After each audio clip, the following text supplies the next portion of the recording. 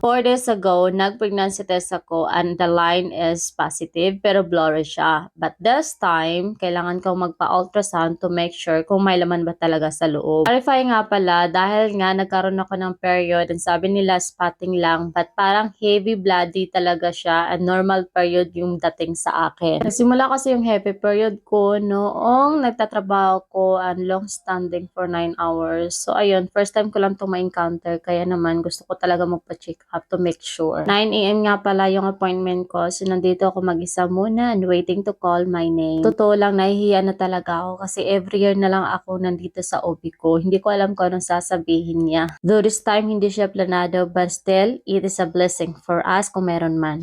Hi guys! So, kakatapos nga lang pala ng check-up ko and so far, normal naman siya lahat and actually may period pa rin ako until now. Para siyang ordinary means na patuloy pa rin siya 3 days na ngayon.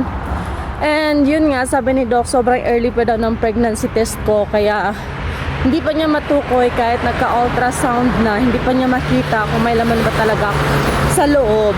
So, pero sabi niya kailangan ko bumalik doon after 2 days para makita niya kung meron nga ba. So, yun. But thankfully, everything is fine and wala akong hematoma.